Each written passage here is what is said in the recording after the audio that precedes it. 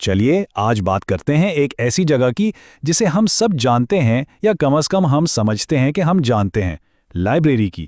لیکن یہ اب صرف کتابوں اور خاموشی کی جگہ نہیں رہی، نہیں، یہ تو ہماری آنکھوں کے سامنے ایک ڈیجیٹل انقلاب کا مرکز بن رہی ہے۔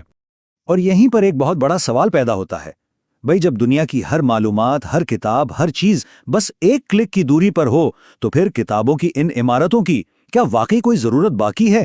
لیکن جواب شاید خاتمے میں نہیں بلکہ تبدیلی میں ہے۔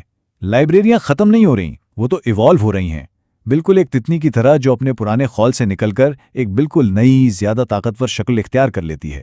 تو آئیے ذرا گہرائی میں جا کر اس تبدیلی کو سمجھتے ہیں۔ لائبریری کے اس نئے ڈیجیٹل سفر کی بنیاد ایک ہی تصور پر ہے، جسے کہتے ہیں ڈیجیٹل ٹرانسفارمیشن۔ اور یہ سمجھنا بہت ضروری ہے کہ یہ صرف کتابوں کو سکین کر کے کمپیوٹر میں ڈالنے کا نام نہیں ہے، نہیں، بالکل نہیں۔ یہ ایک پوری کی پوری بنیادی تبدیلی ہے کہ لائبریری کام کیسے کرتی ہے، وہ کیا پیش کرتی ہے اور وہ لوگوں کی خدمت کیسے کرتی ہے۔ لیکن ڈیجیٹل ٹرانسفارمیشن تو ایک بہت بڑی اصطلاح ہے نا؟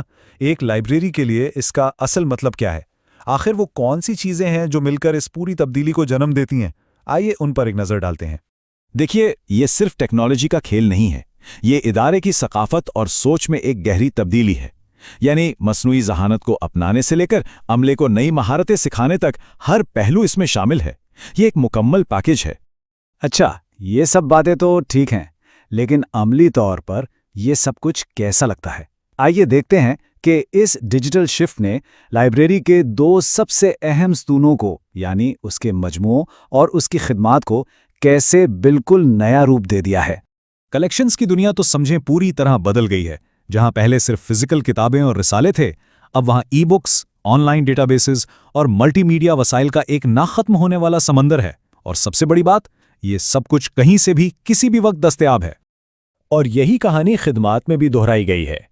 وہ فزیکل کارڈ کیٹلاگ اور ڈیسک پر مدد کی جگہ اب virtual assistants, a I chat boards اور ایسی موبائل ایپس نے لے لی ہیں جو آپ کی دلچسپی کے مطابق سفارشات دیتی ہیں، سب کچھ سیدھا فون پر۔ تو اس سب کا خلاصہ کیا ہے؟ خلاصہ یہ ہے کہ آج کی ڈیجیٹل لائبریری 24 گھنٹے 7 دن کھلی ہے۔ یہ کلاؤڈ پر چلتی ہے، بہتر نتائج کے لیے اے آئی کا استعمال کرتی ہے، اور ہاں، ہر موبائل ڈیوائس پر آسانی سے کام کرتی ہے۔ لیکن یہ سفر اتنا آسان نہیں ہے، کوئی پھولوں کی سیج نہیں۔ اس ڈیجیٹل تبدیلی کی راہ میں کچھ بہت بڑی اور حقیقی رکاوٹیں بھی ہیں جنہیں پار کرنا لازمی ہے۔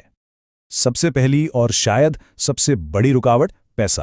ظاہر ہے، جدید ٹیکنالوجی لانے، اسے برقرار رکھنے اور ڈیجیٹل مواد کی لائسنس خریدنے کے لیے مسلسل فنڈنگ چاہیے، جو کہ ایک بہت بڑا چیلنج ہے۔ پیسے کے بعد بات آتی ہے انسانی عنصر کی۔